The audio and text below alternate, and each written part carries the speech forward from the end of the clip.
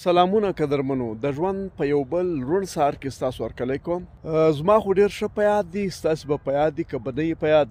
زموږ په کورونو کې یا په کلي کې به چې کله یو سړی ناجوړه سو یا به مړ سو، د کلو سپین سارو او سپین ږیرو به یو د بل په غوږونو کې دا خبره کوله چې دا زما ازار وهلی دی.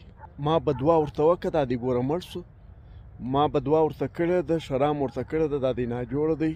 داسې په کورونو کې هم ګروپونه وي د ښځو د نرانو پارټیانې جوړې سوي وي، دوی به هم یو بل ته په غوږونو کې پټ پټ ویل چې دا دې زه تنګولم څنګه مړ سو، زه تنګولم دا دې ناجوړه دی زما ازار والی دی. دې اندازه واخلئ چې زموږ سپین سرې او سپین ږیري دا منفي ذهنونه لري چې یو سړی ناجوړه سي، یو څوک ناجوړه سي، دعا نه ورته کوي بلکې خوشحاله وي، نورې شرایط پسې ورته کوي چې الله نور عذاب ورکړي. یو سړی په فطري مرګ مري، د قدرت قانون دی، د نیچر چار انسان به مري، دغه مرګ دا په خپل ځان پسې تړي چې دا خو ما بدوای ورته کړې او شرای ورته کړې دا دې مړ سو.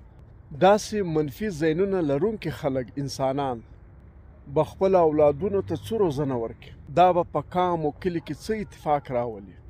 موږ ټول لکه ډک ټوپکان یو بل ته ماشه یو چې وس مو ورسېږي خپله یې وژنو، چې وس مو ورسېږي خپله یې بربادوو، او که چیرې یو انسان قدرت نیچر فطرت تاوان ورسوي دا موږ په خپل ځان پسې تړو چې یعنې زموږ په شراو بدواو کې دونې طاقت و دا دې ګور دا سړی تباه او برباد سي. نو موږ ځوانان زموږ دغه نسل داسې خلکو روزلی دی، له دې نسله به موږ څه خیر وکړو.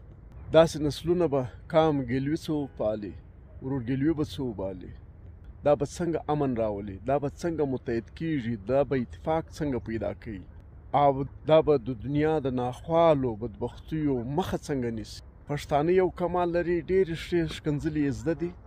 کله چې زه مایک خولې ته ونیسم چې څو خبرې وکړه خوله پټه ونیسي، په لسو نفرو کې که چا یوه بسم الله راته وویله د دغه خواته هېڅ نه دي زده. لیکن دغه خلک چې کور ته راسي لکه بلبل داسې چوڼېږي، به ښکنځل کوي دا ښځو ته، کور ته، ځوانانو ته، یعنی منفي تبلیغ کوي، منفي لاره کور و سپین ږیرو ځوانانو ته نسلونو ته ورښیي.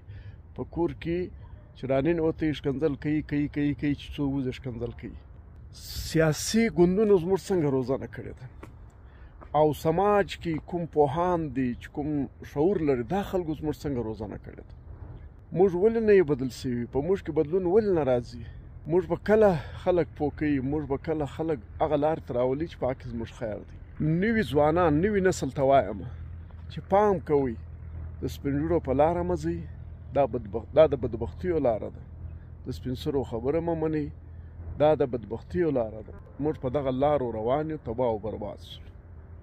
د ښه ژوند په هیله ویډیو ډېره شیر کړئ چې یو مثبت پیغام خلکو ته ورسېږي، د کام نوي نسل ځوانانو ته ورسېږي.